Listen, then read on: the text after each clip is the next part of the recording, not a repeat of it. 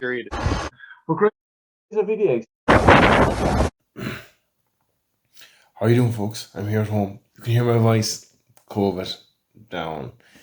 Got a COVID positive test this evening. My voice has gone very croaky. I'm editing a video at the moment with Enos Holland and buckleys, agri and listowel, and we're doing a video on the square baler. So I'm not going to go on and go on and go on. I'm paining my head. It's what time is it? It's 1 a.m. in the morning, and it is the 20th. No, it is not. It's about the 2nd of October. So look, enjoy it. There's another video coming up. We done a video on the tractors, and I didn't record these this week with him. They were recorded during the summer. Before anyone says was I out and about with COVID, I wasn't. I only tested positive this evening, and that's it. We're going to give 7 days at home now. All right. See what this is Aina straight in here, and enjoy the video and give a like and give a subscribe. Cheers, guys. Thank you. Yes, we're here looking at the baler. Yeah. I suppose it's a long time since we've seen, I suppose, a square baler in a dealership, especially a new square baler. Exactly. It even surprised myself. I suppose there is still a market there from. Oh, there is. That's. I was just like, again, you know, when I knew you were coming, I had to do a small bit of thinking and go back, you know.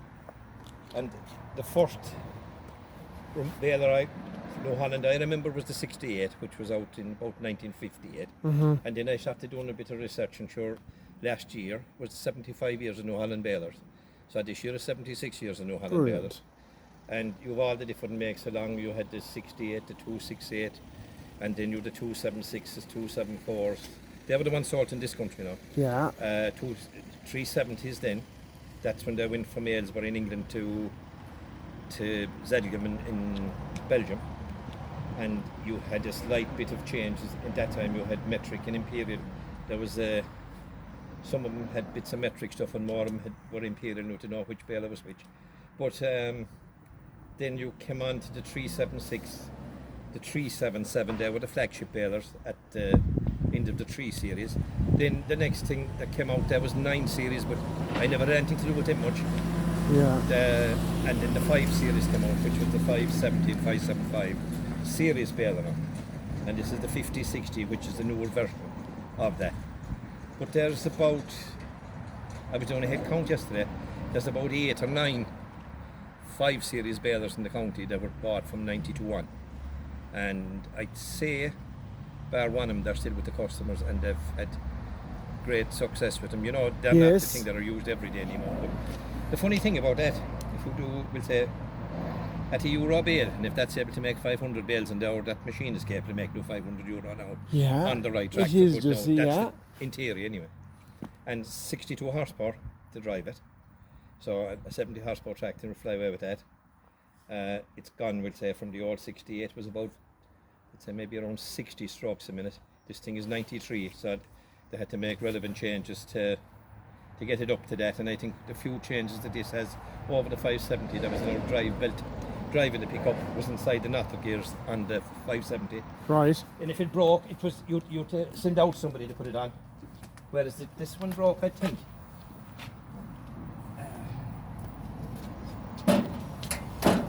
All health and safety now. All health and safety, And right. this, funny enough, this is the only country that don't take them off. They'll leave on. But that drive belt now on the old 5 series was inside the knotters, and the customer had to ring you because it was a retirement frame.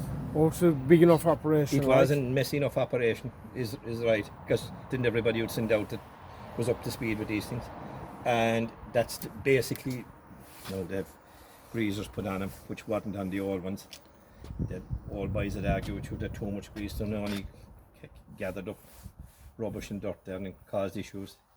But that knotter was developed in 1870 by John Appleby, sold to Cyrus McCormick in around 1890 for around $35,000. And basically, with a few small tweaks, That's more or less the same thing. It hasn't changed. It's like the sewing machine. You can still does the stitch the It same still way. does the same thing, like.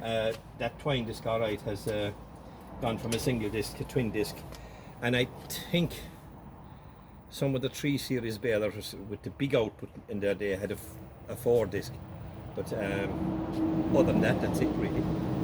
But the funny thing, you know, when you do think about it, this is 93 strokes a minute. Explain now 93 strokes a minute. Plunger goes back 93 times a minute. Yes, alright. And if you do that sum, 2 93s is 180. Yeah. That's in 2 minutes, in 120 seconds. So that means it travels 3 times every 2 seconds. You wouldn't want to put in your finger like? No, but you can see how fast it's moving. Yeah. And the other thing is then, you look at the needles, they have to go from down there. The chamber is 18 by 14 or whatever. I think that's roughly anyway what I think it is. They're below the chamber, and they must come up to here about 70 mil behind that. Yeah. And it has to do that in 1 stroke. So plunger goes back, they go up, and before the plunger comes back again, they have to be down. Yeah. So they have to do up and down. They're not idle like? They're not idle. No. And that's why, you know, if they're set up properly, they'll rarely miss a bale. Now, there'll be fellas telling you, that broke my heart, they done that, but if they're set up properly, It's the old story. That when you think of the speed that they're travelling at, yeah.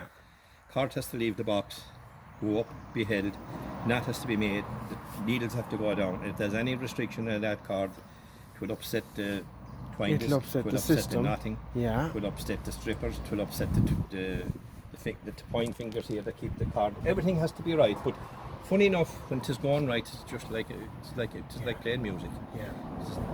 It's like you know, the tune comes out, bale comes out, everything is right. And the old boys that I worked with, I'm talking about a lifetime ago, they could nearly tell you without going out. Yeah, but I suppose it's like what you said there a while ago, it's a bit like the sewing machine. Yeah. If you threaded the sewing machine wrong, Yes, it wasn't going to work, right? But if you open the sewing machine and go down into it, and you watch how it manipulates, and like It's the same you thing. think of how many times that needle goes up and down in an electric one. Yeah, It's much the same in this. Yeah.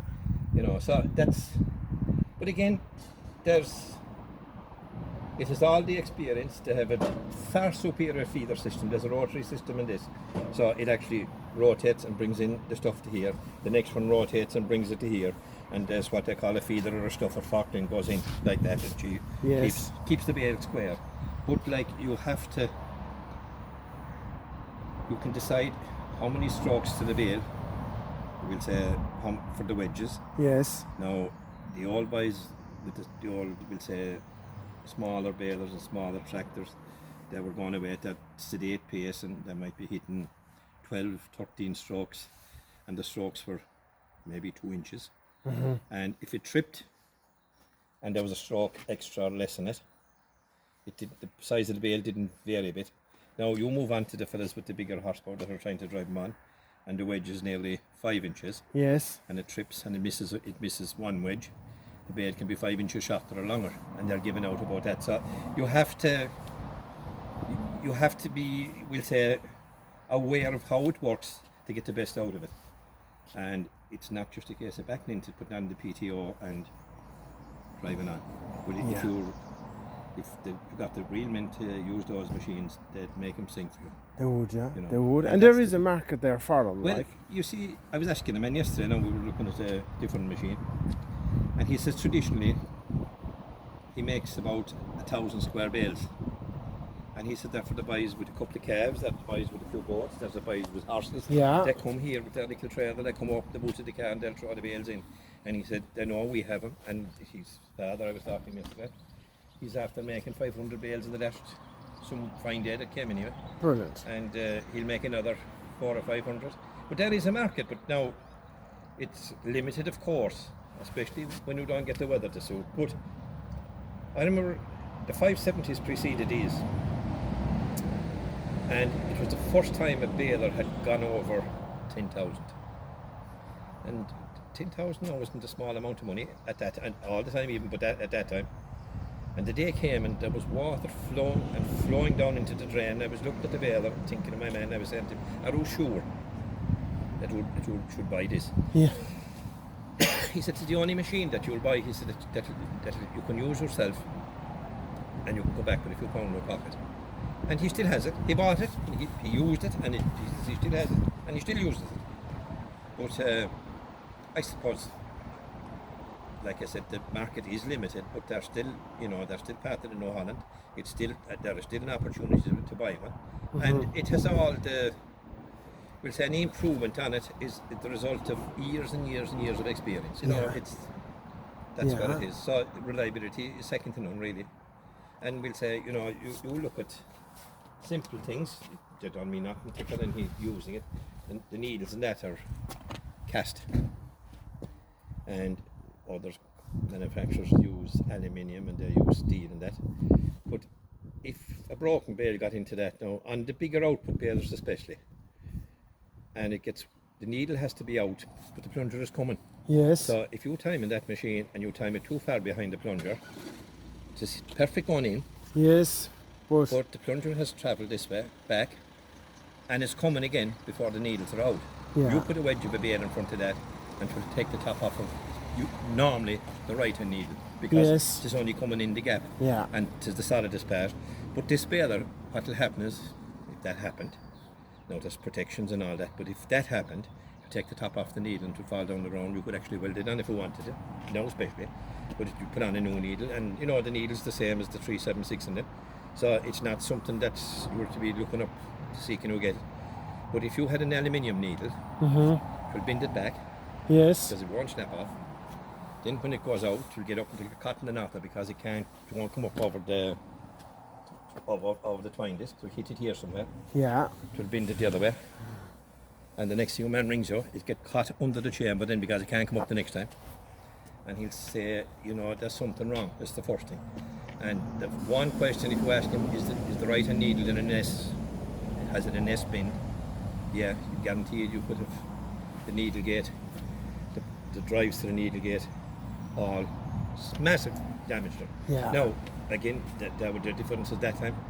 This baler then has a gear drive, because like I said to you a while ago, at three strokes to the second, or every 2 seconds, that thing has to get in and out. And if you do the chain driving that, the chain is stretched because we want it to go from a stop through a cycle and back out in about 0.6 of a second.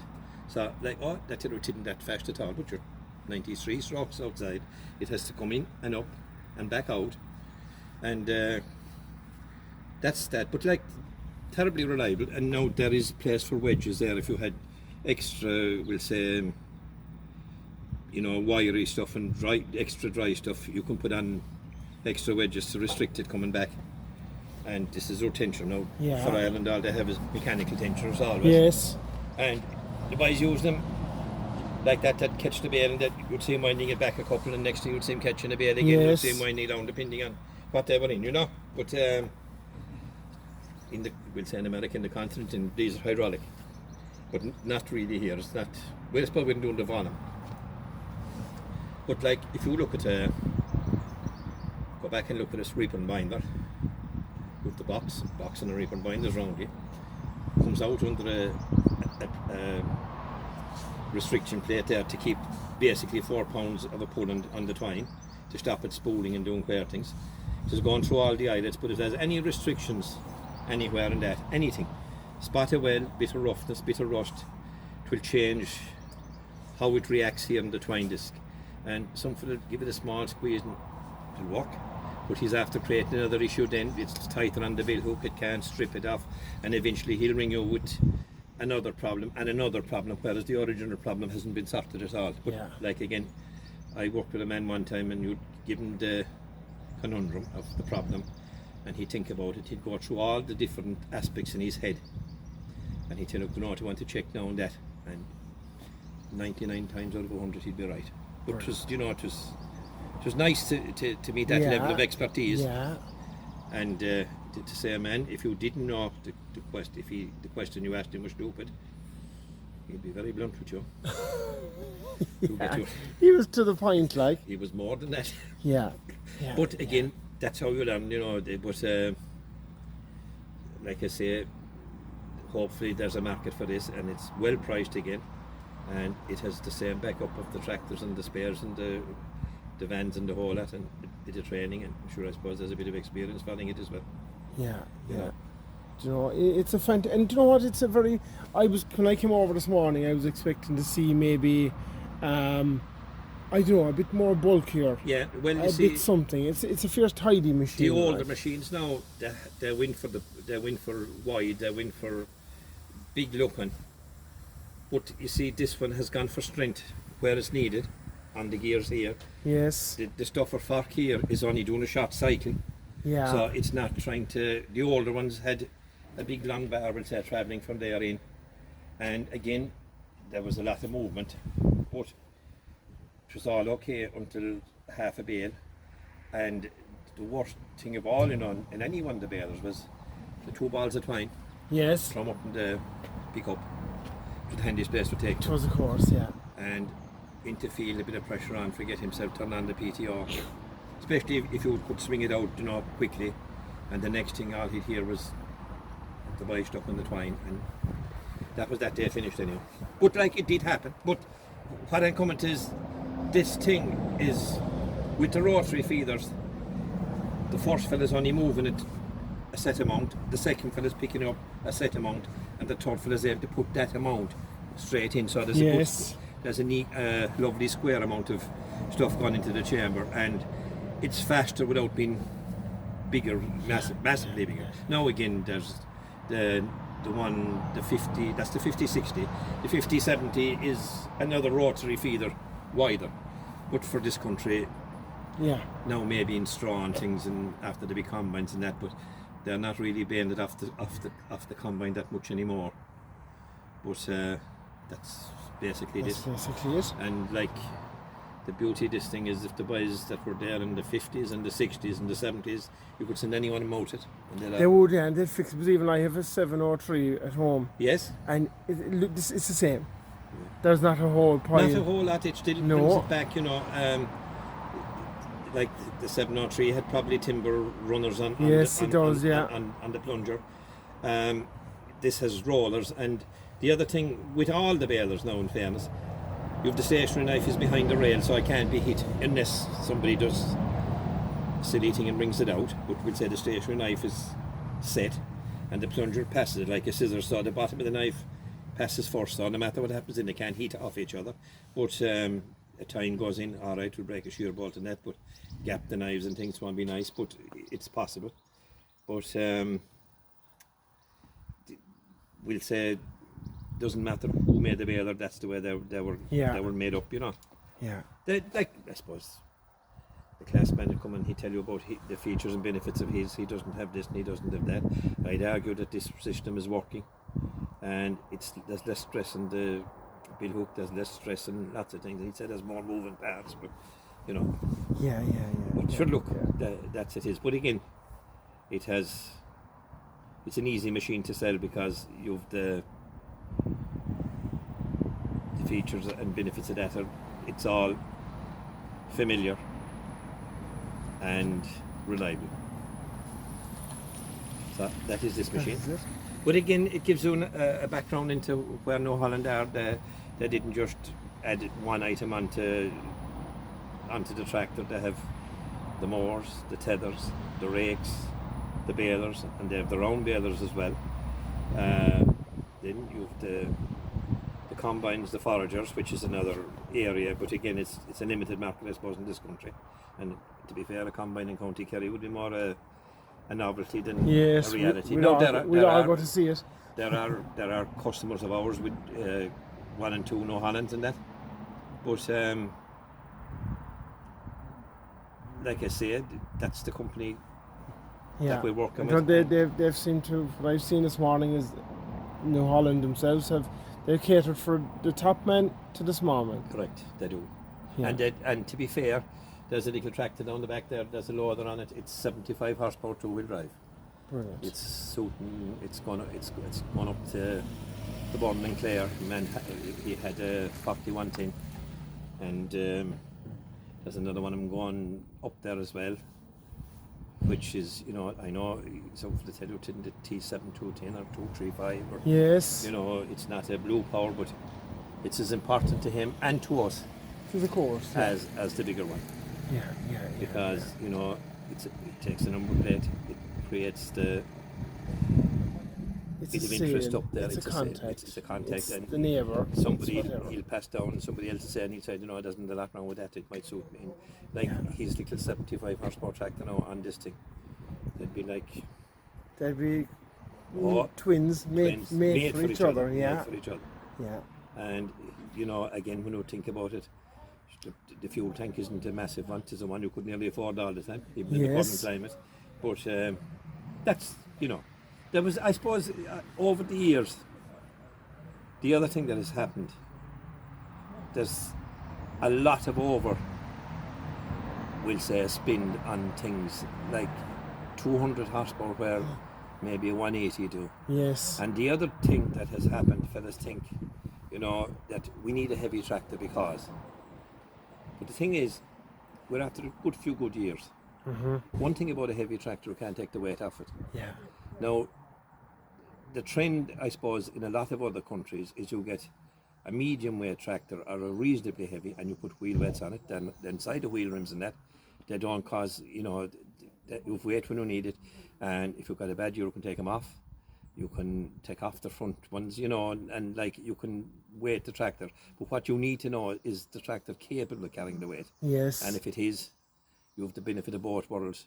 You can have it light when you need it light. You can add the weight when you need to add it. And we'll say here around, I suppose, you know, if you felt like with the weight of bales, round bales at the minute, they're 700-800 kg. Fella sticking a loader, he might need a little bit of weight for stability. To work without it, but you know, it just gives him that bit more confidence and comfort.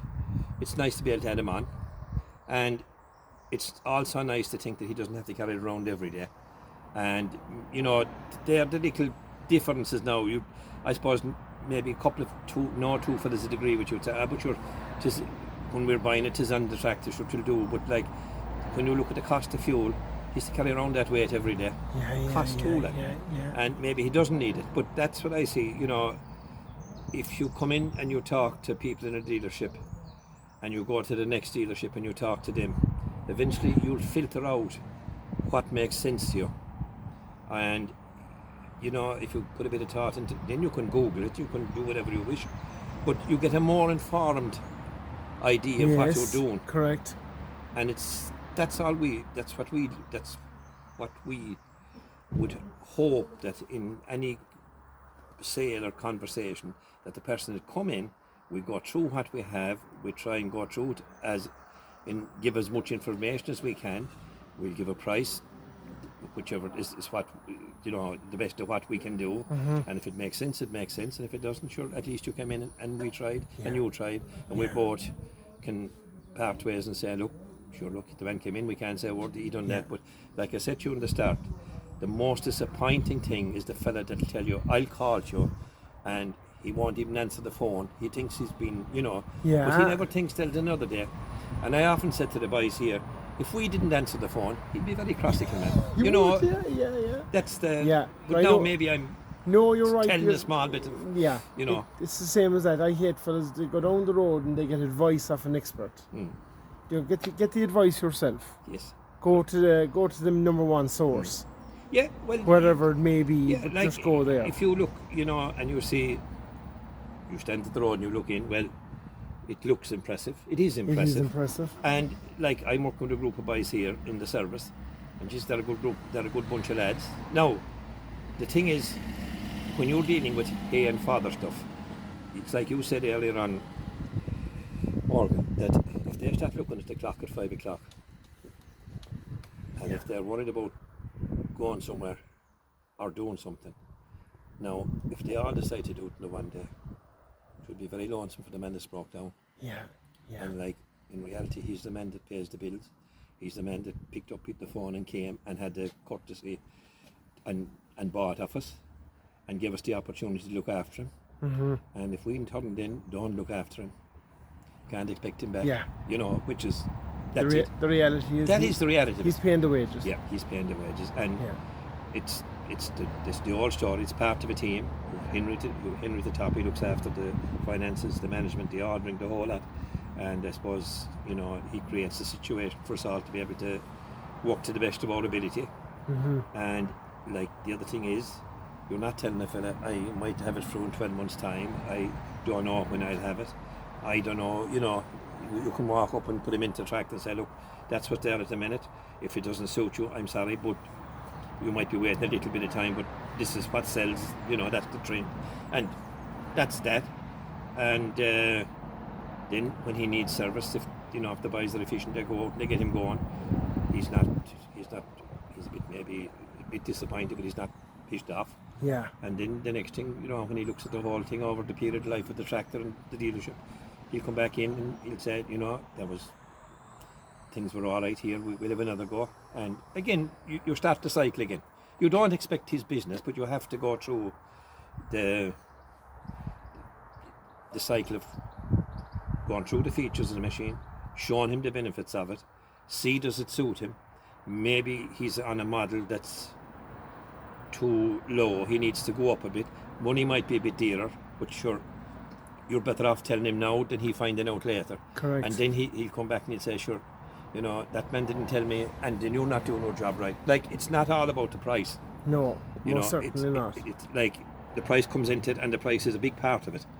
But if you start off in the price, and like certain areas, the first thing, what prices? It's just the natural idea, and you'll say to him, look, it can be any price because there's so many variables. But I just give me a guide, and typical thing, and eventually maybe you'd say to him, look, tis 80,000. The next thing he puts down the phone, he hasn't a clue what he's getting. Yeah. But he thinks it's 80,000. Next thing somebody else tells him 75,000, and he mightn't be giving him a fraction of what you're giving him, but he thinks that's 5,000 cheaper when it might be actually dearer. Yeah. So like the fella that comes in, goes through what you have, drives what you have or sits up on it, decides some of the things he don't like, some of the things he doesn't need. You can say, well, if you want to order that, we can do this.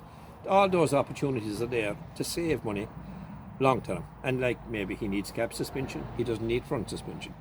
3,000 or 4,000 saved straight away. Yeah. If he needs both yeah. and he doesn't get it, he's an issue straight away because he's driving along the road and he's getting, he needs an extra level of comfort because he's on the thing every day. But you're there, that's it. Yeah. So, It's like I was watching a thing last night. It was actually on New Holland, and I think the New Holland, one of the big T7s, you can order is £49,000 sterling in extras. That's the thing. And you see what you're looking at there now, you get them GPS ready, and the GPS starts off with an accuracy of about, there's a 30 centimeters, which is about,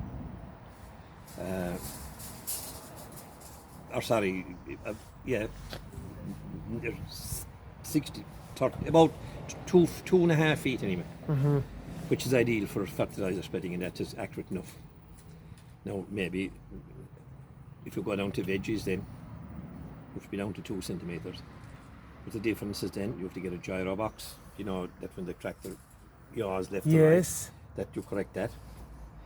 When you're turning in, you have to decide where you measure it from between the wheels. That's another license. And between the pre-wired and all that, you could have about 20-25 grand spent. Yeah. But if you need that level of accuracy, that's it.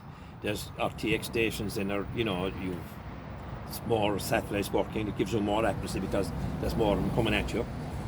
But that's if you're into vegetables and you want to be that precise.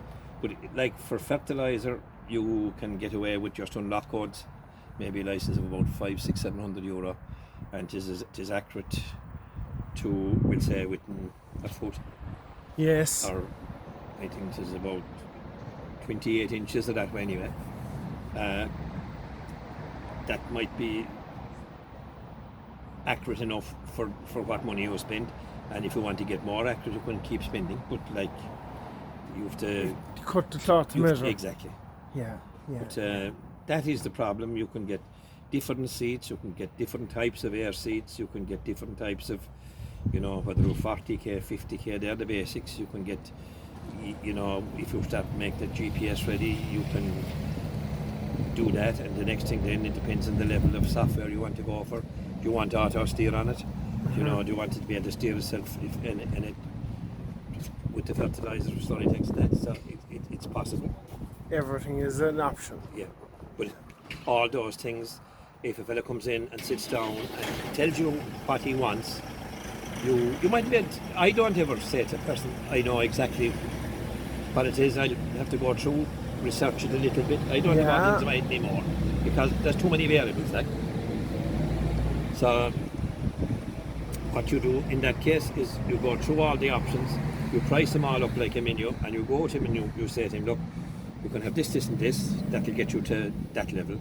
Now, if you want to go more, we'll say more accuracy, more whatever, you have to say, right, this, and this. And, you know, it's like a fella wants, he tells you he wants a certain tyre, but he only wants them because somebody else has them. Yeah, it But mightn't like- suit him at all. Exactly. And he might find out the sidewalls are hard and they're a rough time on the road. He doesn't want that. He might find out when he comes out on the road they'll clean the lugs in a second, but they'll dirty the road and all that. But all those options are there and you can't help it. Yeah. But, that's if one manufacturer gives it, the other will give it, you know, and you can get bogged down with spec'ing and And everything, yeah, it's where do you want it in? yes, Yeah. that's the thing.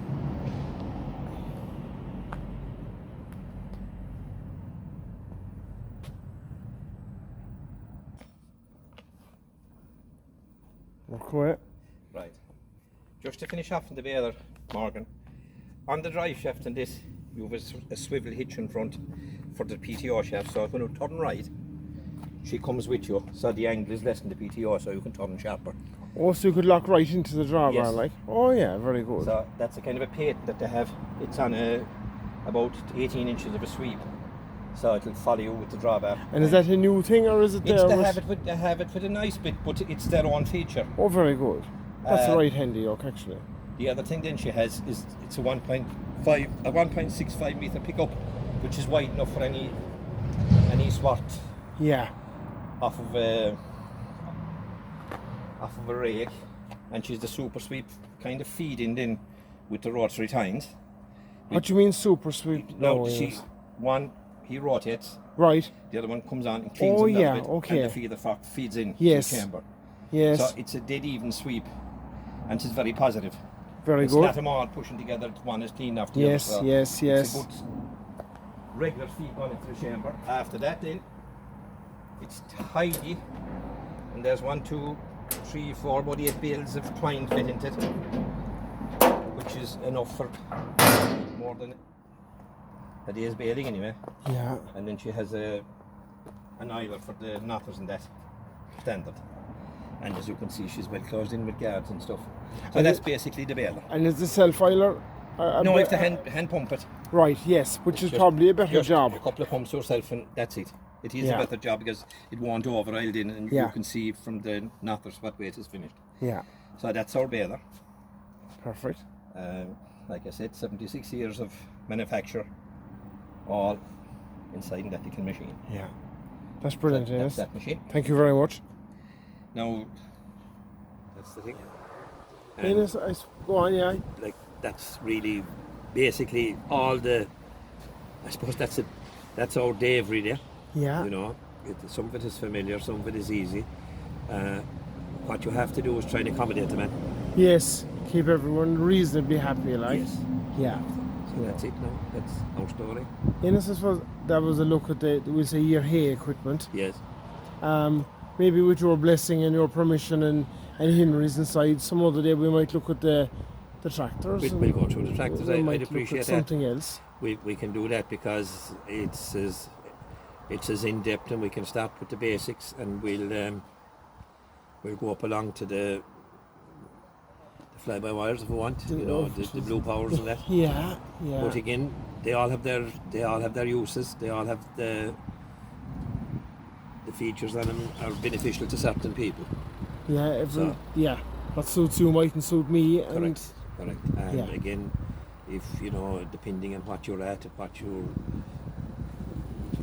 your vision is down the road in farming, or what you're looking to achieve, how long you're going to keep it, if you're going to change it in 2 or 3 years' time, well, you don't really have to factor in a lot of the things. But if you're going to keep it, you know, long-term investment, you have to factor in things that maybe would be beneficial to you in a number of years' time when we'd gear up to that. But they're the things you have to look at. Yeah, or you might have an idea that you might want to buy a tank in 18 months' time. Yes, and you And know, what size? we'll say with the fertilizer at the minute now and the price of it, and somebody tells you GPS fertilizer spreader will save you 10%. You can take that, then you can decide whether you want a screen in the tractor, and you can use Isobus where just plug it in and it'll come up on the screen, its own tractor screen. Whether that's what level you want to go to, you can go to that, or you can buy, we'll say, a New Holland screen that will bolt onto side by side, Yeah. and you can take it out and put it into a different tractor. If that's what you want, you can do that. But all the different options are available, and you know, you could have a situation where you might have fragmented land, you might have land somewhere else, you might have a different tractor there, and you might decide, you know, if I could take that screen out of that and put it on that one for when I'm doing that, that's the option for you. Yeah. And if you're the fella then that's doing it all from the one place, will say, no, that's the option for me. But Yeah. like, by discussion, you Yes, find all that out, you and yeah. you make an informed decision as what Yeah. it is. Yeah. So, there you have it. Okay. Yes, thank you very much. Thank you. And thanks to everyone here at No, Buckleys. thank you. You have a fantastic setup here for anyone that's thinking about passing. It's what is it, about Just a have mile outside Listowel? That's it. Come in, have a look. Yeah. Ask to talk to myself or Donald or Mikey or Henry, that's Julie's. If it's a sale, if the spare parts, the boys are inside. If the service, Mike Lynch and DJ are there. And, you know, there's a person for each job, Yes. and they're all up to speed. Yeah. Yeah. Because that's, like I said, it's teamwork.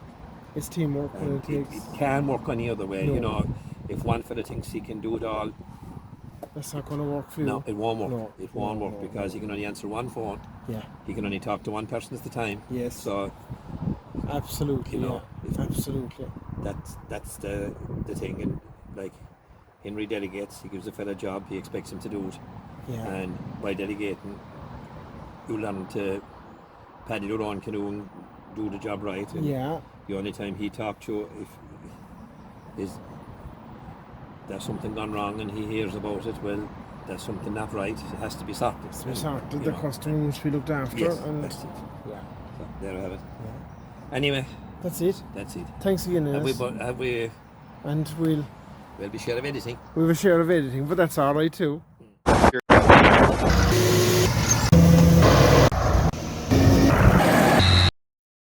Period. Well, great. It's a video.